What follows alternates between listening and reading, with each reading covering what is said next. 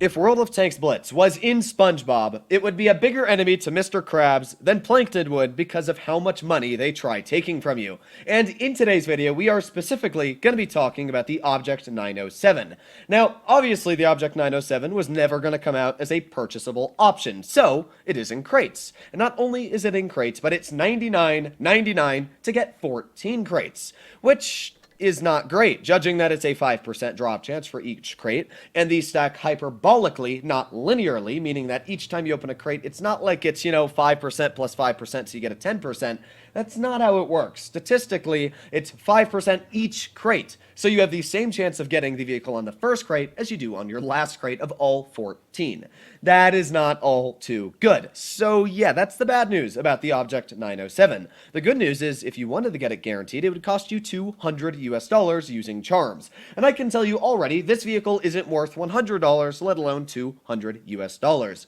We're going to be breaking into everything just like my normal tank reviews in today's video. The statistics, the armor profile, and of course doing live gameplay, talking about everything you'd need to know about this vehicle. I've played one game in the tank so far to see a preliminary idea of what it's going to play like, and I'm going to tell you, I really did not enjoy it all too much. It's kind of like a T-22 medium, but you stripped all the armor off of it, you took away DPM, and then you gave it more mobility. Yeah, it's interesting, but you'll see what I mean in just a moment here. These are the statistics of the tank, and you can see it has worse DPM by about 200 from the T-62A. This one's sitting at 3,600, and this is sitting at 3,400. So yeah, that is quite a big difference on damage per minute, especially if you're going down the calibrated. I mean, the 62A is still very abundant at 3,339, and the Object 907 at, oh boy, 3,160 for a tier 10 Soviet medium. That is not great. But of course, you kind of need to run calibrated shells if you want to cut through E100 frontal armor, Jagdpanzers, stuff like that. That's of course my big reasoning behind running calibrated shells, is so you can penetrate through that big, thick frontal armor. Not to mention, the shell velocity is terrible. Just like the T-22 medium, one of the biggest downsides of both of these tanks is the fact that a vehicle like the 62A is a laser beam and snaps anybody across the map almost instantly, and then the vehicle like the Object 907 and the T-22 medium are, 1/3 cut off of that speed. It's not great. 35% slower on shell velocity. It's painful, gonna be honest. So that's already one notch knocked down from the Object 907 compared to the 62A. It's got way worse shell velocity and worse DPM. Then we go to the aiming time. Sure, the aiming time might be about 10% better than the T-22 medium, but the dispersion is 17% worse than the 62A, and yeah, it's still about 5% worse than the T-22 medium. I mean, this dispersion here is worse than a vehicle like the T-110E5. That is not good at all. That's actually quite atrocious. So the dispersion is poor. The on-movement dispersion is even worse. I mean, it's the worst in class. The T-22 medium is not great, but this one's 0.08, and it's 0.12 at 0.12. So its gun is way less accurate than the T-22 medium and the T-62A. Now, something that is nice is the 7 degrees of gun depression and the fantastic mobility going 25 in reverse, one of the fastest mediums in reverse now in the game. It goes 60 forward, so that's great as well. Fantastic power to weight ratio. It's got decent terrain resistance at 0.06, 0.07, so that's all good there. But as I did say, it has the big issue of everything else sucking. I mean, great, it's got good mobility, but why not just go run a Vickers Light, or, a vehicle that's meant to have the mobility and doesn't suffer from the drawbacks of this gun? I mean, sure, it has decent DPM, but it's nothing amazing. I mean, I could easily pull out a vehicle, let's say, like the M48 Patton now, the M60, and the M60 with calibrated has 3,266 DPM. Not only does it have better DPM, its dispersion is better, its aiming time is better, its gun depression is better, its mobility, sure, it might not be amazing, but it's not bad by any means. I mean, the M60 is just a better tank in basically any scenario you're going to be fighting in. But that all is gibberish until we actually play in a game. So let's see what the 907 can do in a real battle. Here we are up against some enemy tanks. Now this is a good game. I mean, we're only having 3 tier 10s against us, and the tier 10s against us aren't too bad. It's a 62A, a Sheridan, and an FE2 and 5B183. Now you might be asking, how is the armor? I was going to show that before we get into this game, but it turns out my tiny brain forgot to show that. So after this battle, I will bring up the armor profile, and we'll talk about that. But just as a quick reference guide, the upper plate is about 210 millimeters thick. on flat ground. If you're hull down, it's great. You know, you can get up to about 310, which is really, really solid.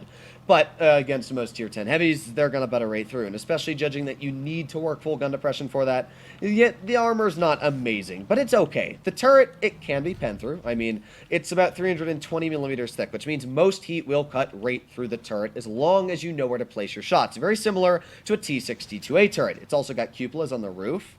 But the side armor is very troll. You can see it's got that angled cutout on the side, kind of like a Object 140, so that's great.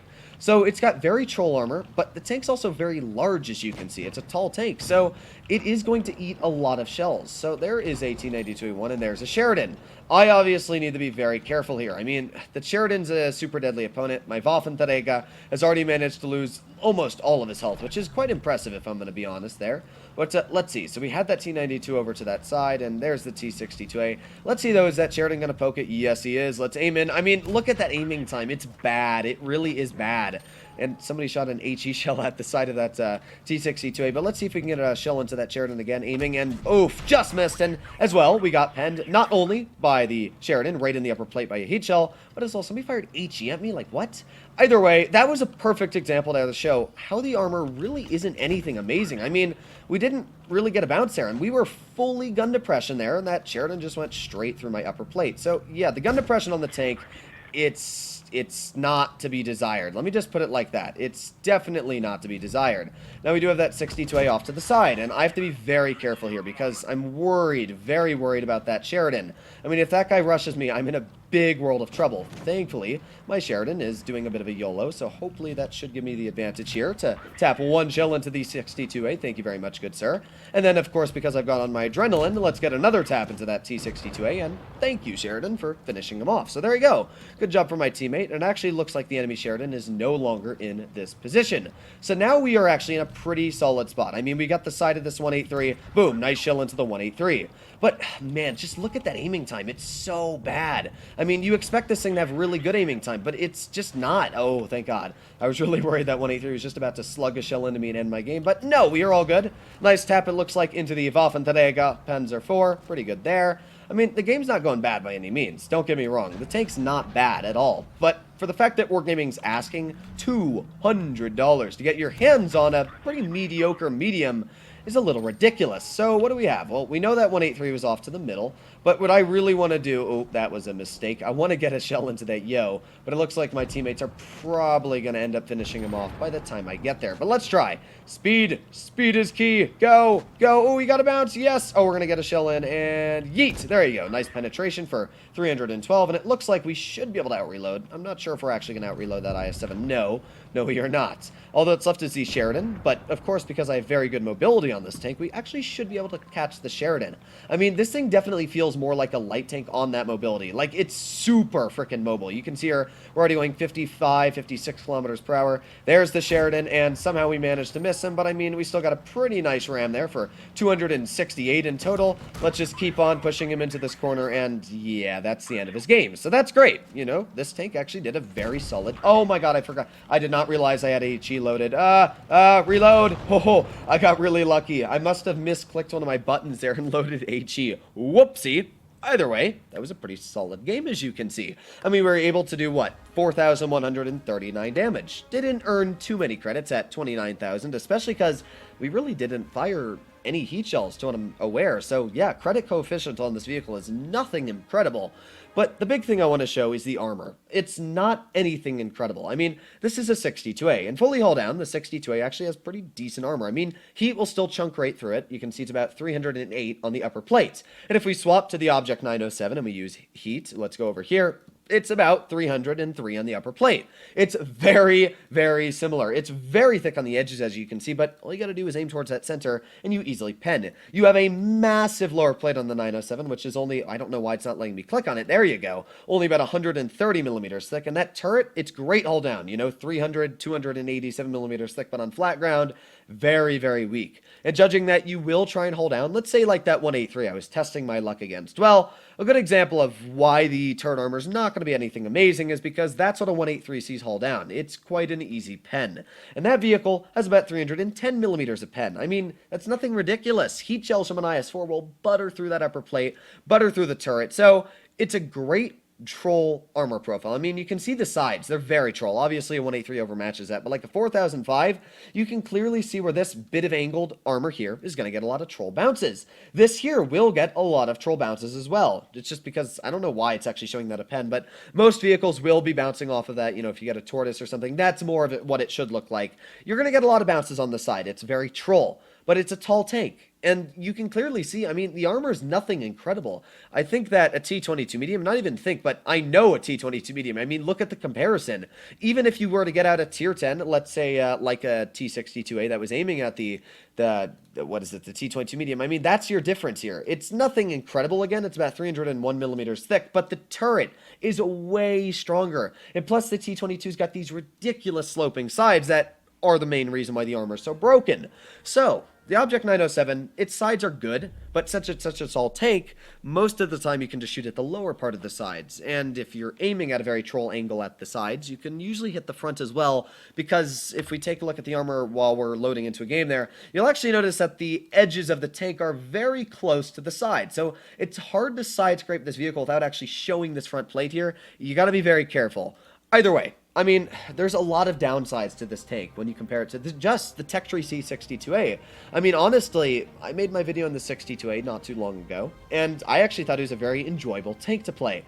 Sure, I don't love the playstyle personally of the 62A, but this tank, it's just, there's nothing really stand out about it. I mean, the mobility's great, you know, it's got that stupid reverse speed, and sure, that can be great in certain scenarios, but just the fact that, like, the turret armor is nothing incredible, the DPM is nothing great, the alpha damage, of course, is quite poor, the aiming time, accuracy, it's all bad compared to other mediums of Soviets, and the armor is comparable to vehicles like the 62A and the turret, and comparable to the T-22 medium on the upper plate. I mean, it's nothing great. It's just average, I would say, for a medium tank, which is, I mean, don't get me wrong, I'm always happy when a tier 10 medium comes in for average statistics. I mean, that's what it should be. This vehicle is pretty well balanced, in my opinion. It's not the fact that it's not balanced or, you know, not well balanced I have a problem with.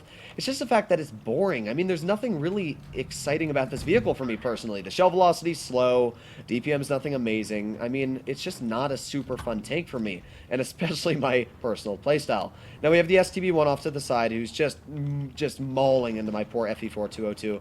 I mean, that's what you should expect, though, for playing a 4202 in that position. That pen, very surprised. I mean, that was just a random shot that I didn't think was going to cut through, but hey, I got very lucky and it went straight through. But oof, there went the IS-7. Like, literally, you can see, just loaded premium, went straight into my upper plate. Again, a perfect example of where the armor on the tank falls very, very short. Somehow we managed to bounce that 62A on the side there. Maybe we can get a shell in, but again, I gotta be very careful here of the other tanks on the enemy team, which are pushing in on my tank. Wow, holy moly, my team has bled. I mean, the 62A and their team bled a little, but we're down 2 tier 10s already, and my 50B is basically down as well. Wow, this team is just not good. I don't know what to do so far. I mean, what I'm thinking is I'm actually going to push off to the side, and maybe I can get some shells in, try and clear out some of the enemy opponents, but so far, this team is very, very quickly fading out of existence. So let's cross this before I get shot. Perfect. And now maybe we can get some nice shells into vehicles like the FE4005. Oh, he's not running Spall. That is perfect for me. It means that I should be able to get some decent shells into my enemies here. We got that 62A off to the side. Nice bounce into him. Again, that's the gun, just really not being a great gun at that. So let's try again on that 62A. There's a better pen. We got a decent chunk in there, at least for his hit points. And let's see if we can get another shell into the side of the 62A. No, we're not able to. Here comes the STB, trying to think he can chunk some shells into me. So let's see if we can get a shot into the STB.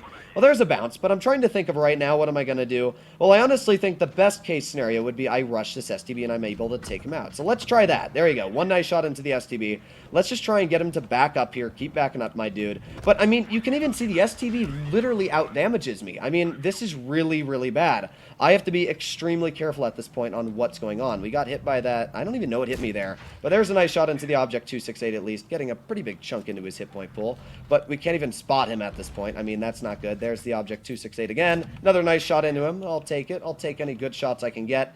But, yeah, at this moment in time, I mean, this is not a great battle. I know that 62A is off to the side, so let's see if we can finish him off. Little bit of a tiny lower roll than I wanted to get there. But obviously my team was quite appalling there. I was able to really do a solid job for what was stuck at hand. I mean, the tank did a decent job, don't get me wrong. We did over 1,800 more than players like, the E100. But, these players really fell apart super quickly. I mean, how do you only do 400 damage in an AMX-50B? Obviously, you could have just had one unlucky game, but come on, dude, why you gotta do this to me? Either way, this is the Object 907. You can see we got out DPM'd literally by the STB-1, and that was nothing impressive. I mean, if I was in the 62A, if I was in the T-22 medium, not only could I have probably gotten bounces from that STB, but I also could have easily gotten my shell into him and probably killed him. I mean, that's the issue I'm having with this vehicle, is compared to a vehicle like the 62A, it just seems worse. And why would you spend your money on a tank that only has mobility over a vehicle that has almost every other thing going for it? Let me know what you guys think about this tank in the comments down below, but honestly, I'm probably not going to drive it much. It's not bad, don't get me wrong. This criticism isn't really towards the vehicle itself, but it's more towards the fact that it's boring. And if you want to be wargaming and sell a tank for a freaking ludicrous price tag of $200, then this vehicle should be something engaging and fun to play. And maybe not great and busted, but it should be good, comparable to other top tier 10 heavies and mediums, not comparable to the bottom of the mediums on DPM, especially the Soviets. So, yeah, let me know what you guys think about this tank in the comments down below. But hopefully, as always, you enjoyed today's video. Other than that, stay happy, stay healthy, and I'll be seeing you in the next one. Bye-bye.